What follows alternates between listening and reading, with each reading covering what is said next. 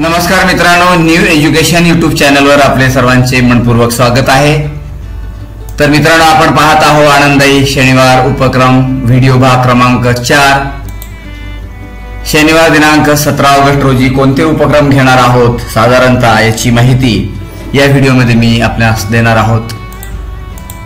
तर इयत्ता 1 ते 8 प्रत्यक्षात कोणते उपक्रम आपल्याला घ्यायचे आहेत हे आपण यामध्ये बघूया।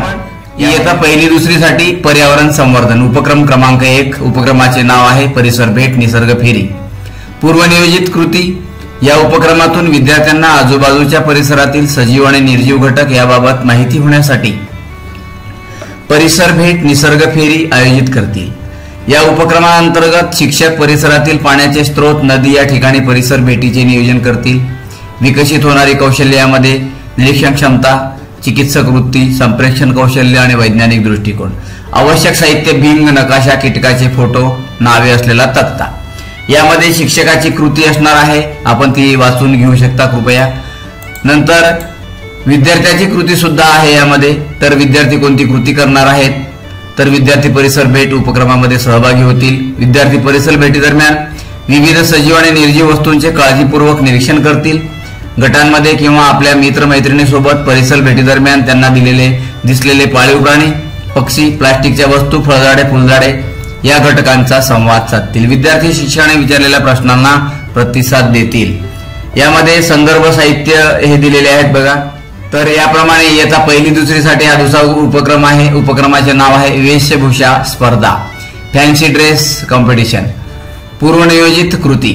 तर या उपक्रमातून विद्यार्थ्यांना आजूबाजूच्या परिसरातील सजीव व निर्जीव घटक याबाबत माहिती होण्यासाठी वेशभूषा स्पर्धा, फॅन्सी ड्रेस कॉम्पिटिशन आयोजित करतात आणि यासाठी पुढील थीम देतील: प्राणी, जंगली प्राणी, पाळीव प्राणी, कीटक, जलचर इत्यादी।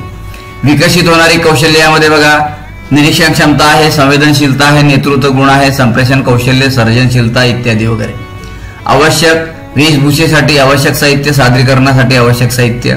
यामध्ये शिक्षकांची कृती आणि विद्यार्थ्यांची कृती सुद्धा या ठिकाणी दिलेली आहे। तर आपण हे कृपया वाचून घेऊ शकता। तर दिलेल्या सूचनेप्रमाणे विद्यार्थ्यांना घरी पूर्वतयारी करण्यास सांगून तयारीसाठी पुरेसा कालावधी देतील। वेशभूषा सादरीकरण आणि 5 वाक्य माहिती सादरीकरणाच्या माध्यमातून शिक्षक मूल्यमापन करतील। यामध्ये विद्यार्थ्याची कृती आहे विद्यार्थी वेशभूषा फॅन्सी ड्रेस कॉम्पिटिशन मध्ये स्पर्धेमध्ये दिलेल्या विषयानुसार सहभागी होतील। विद्यार्थी या स्पर्धेत भाग घेऊन माहिती सादरीकरण करतील। संदर्भ साहित्य आहे इंटरनेट, वर्तमानपत्रातील कात्रणे, माहिती पुस्तिका इत्यादीवरील कृतीप्रमाणेच खालील विषयावर वेशभूषा स्पर्धा आयोजित करता येऊ शकेल। यामध्ये वनस्पती, औषधी वनस्पती, फळझाडे, फुलझाडे इत्यादी, सूर्यमालेतील ग्रह, तारे इत्यादी। तर 1ली 2री साठी हे 2 उपक्रम या ठिकाणी दिलेले आहेत। त्यानंतर आपण 3री ते 5वी साठी उपक्रम बघणार आहोत। यामध्ये 3रा घटक आहे सामाजिक बांधिलकी।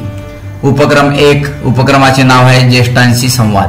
पूर्वनियोजित कृती बघा, यामध्ये हे सर्व माहिती आपण चांगल्या रीतीने वाचून घेऊ शकता आणि याप्रमाणे आपल्याला हे उपक्रम राबवायचे आहेत। यामध्ये शिक्षकाची कृती काय असेल, तर शिक्षक विद्यार्थ्यांना परिसरातील, गावातील, तालुक्यातील, जिल्ह्यातील वृद्ध आश्रमाची, ज्येष्ठ नागरिक संघाची माहिती देतील।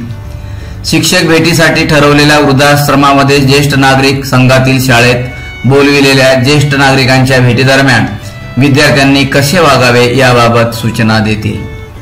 शिक्षक विद्यार्थ्यांना वृद्धाश्रमात ज्येष्ठ नागरिकांच्या भेटीसाठी घेऊन जातील किंवा ज्येष्ठ नागरिकांना शाळेत बोलावतील।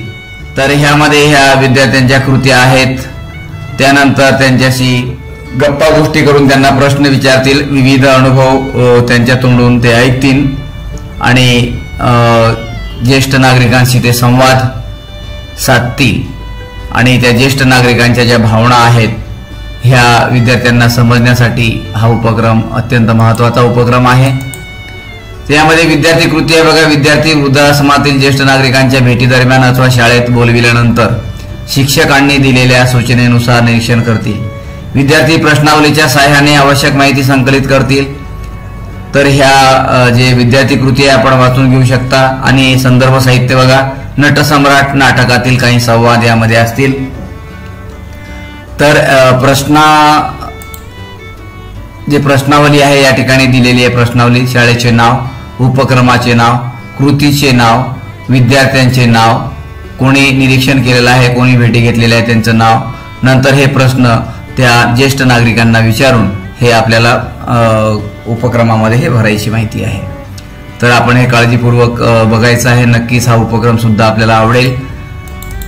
पुढचे उपक्रम बघूया. इयत्ता 6वी ते 8वी साठी पर्यावरण संवर्धन. उपक्रम 1. उपक्रमाचे नाव आहे शालेय परिसरातील कचऱ्याचे ऑडिट करणे. यामध्ये पूर्वनियोजित कृती, शालेय परिसरातील कचऱ्याचे ऑडिट या उपक्रमाचे आयोजन करतील. विकसित होणारी कौशल्य, यामध्ये फलनिष्पत्ती काय असेल बघा. तर पर्यावरण संरक्षण, निरीक्षण, वैज्ञानिक दृष्टिकोन, वैयक्तिक व सामाजिक जबाबदारीचे भान, संवाद, सर्जनशीलता, नेतृत्व इत्यादी या ठिकाणी आपल्याला कौशल्य निर्माण होतील. आवश्यक साहित्य यामध्ये बघा वही, पेन, खडू, फळा, प्रोजेक्टर, टाकाऊ वस्तू, डिंक, रंगीत कागद, कुदळ, फावडे इत्यादी वगैरे वगैरे वगैरे. शिक्षकांची कृती यामध्ये आपण ती वाचून घेऊ शकता. यामध्ये सुका कचरा आणि ओला कचरा काय आहे याची माहिती सुद्धा या उपक्रमा दरम्यान विद्यार्थ्यांना देणे आवश्यक आहे. तर शिक्षक विद्यार्थ्यांना कचऱ्याचे ऑडिट कसे करावे याबाबत सूचना देतील. माहितीचे संकलन व विश्लेषण करण्यास विद्यार्थ्यांना ते मदत करतील. यामध्ये सुद्धा एक प्रश्नावली दिलेली आहे. यामध्ये प्राप्त माहितीवरून निष्कर्ष काढण्यास विद्यार्थ्यांना मदत होईल. निष्कर्षावरून संभाव्य उपाययोजना कोणत्या करता येतील याविषयी चर्चा घडवून आणतील. संकलित माहितीच्या आधारे विद्यार्थ्यांना अहवाल लेखन सुद्धा करण्यास सांगतील. यामध्ये विद्यार्थ्याची कृती अशी असेल की विद्यार्थी शिक्षकांच्या सूचनेनुसार उपक्रमामध्ये सक्रिय सहभागी होतील. विद्यार्थी गटामध्ये प्रकल्प करतील, संकलित माहितीवरून अहवाल लेखन करतील आणि शिक्षकांना प्रकल्प अवलोकनार्थ सादर करतील. यामध्ये संदर्भ साहित्य हे आहेत, आपण हे वाचून घेऊ शकता. संदर्भ व्हिडिओ सुद्धा यूट्यूबवर उपलब्ध आहेत. याची लिंक मी आपल्याला डिस्क्रिप्शन मध्ये देणार आहोत, तर ते काळजीपूर्वक आपण बघावी. यामध्ये प्रश्नावली अशी असेल बघा. शाळेचे नाव, उपक्रमाचे नाव, शालेय परिसरातील कचऱ्याचे ऑडिट करणे. विद्यार्थ्याचे नाव असेल, कोणत्या विद्यार्थ्यांनी ऑडिट केलेलं आहे कचऱ्याचं. नंतर इयत्ता, कचरा गोळा होण्याचे ठिकाण, कचऱ्याचे स्वरूप ओला आहे की सुका आहे, कचऱ्याचे अंदाजे वजन किती असेल, विघटनशील कचऱ्याचे अंदाजे प्रमाण किती असेल, अविघटनशील कचऱ्याचे अंदाज प्रमाण आणि कचऱ्याची विल्हेवाट कशी लावली जाते. ही जी प्रश्नावली आहे ही प्रश्नावली त्या विद्यार्थ्याला भरायची आहे. उपक्रमांक 2 यामध्ये उपक्रम दिलेला आहे चला निसर्ग मैत्र बनूया. निसर्गाशी मित्रता करून आपल्याला हा उपक्रम राबवायचा आहे. पूर्वनियोजित कृती यामध्ये तर विद्यार्थ्यांसाठी चला निसर्ग मित्र बनूया या उपक्रमाअंतर्गत सर्पमित्राचे व्याख्यान आयोजित करणे आणि विकसित होणारी कौशल्य यामध्ये कशी आहेत. पर्यावरण संरक्षण, जाणीव जागृती, वैज्ञानिक दृष्टिकोन, वैयक्तिक व सामाजिक जबाबदारीचे भान, संवाद, माहिती संकलन आणि नेतृत्व इत्यादी. यामध्ये आवश्यक साहित्य खडू, फळा, प्रोजेक्टर इत्यादी. यामध्ये शिक्षकाची कृती इयत्ता 6वी ते 8वीच्या वर्गातील जिज्ञासू व आवड असणाऱ्या विद्यार्थ्यांचा सहभाग घेऊन निसर्ग मित्र मंडळ स्थापन करतील. या मंडळामार्फत सर्पमित्र व्याख्यान या पर्यावरणपूरक उपक्रमाचे आयोजन करतील. परिसरातील सर्पमित्रांशी संपर्क साधून त्यांचे व्याख्यान, मुलाखतीचे आयोजन करतील व आवश्यक पूर्वतयारी करतील. ही शिक्षकांची कृती असेल. आपण नीट ही वाचून घ्यायची आहे. सापांविषयी असलेल्या अंधश्रद्धा, सापांविषयी शास्त्रीय ज्ञान, सापाचे अन्न साखळीतील महत्व, हे सर्व गोष्टी विद्यार्थ्यांना ते समजून सांगतील. यानंतर विद्यार्थ्यांची कृती काय असेल पहा. तर विद्यार्थी शिक्षकांच्या सूचनेनुसार उपक्रमामध्ये सक्रिय सहभागी होतील. विद्यार्थी व्याख्यान काळजीपूर्वक ऐकतील व शंका विचारतील. विद्यार्थी निसर्ग मित्र म्हणून स्वतःची भूमिका जाणून घेतील. यामध्ये संदर्भ साहित्य बघा. या ठिकाणी यूट्यूबवर उपलब्ध असणारे सुयोग्य व समर्पक व्हिडिओ, खूप काही व्हिडिओ असे आहेत सर्पमित्रांचे.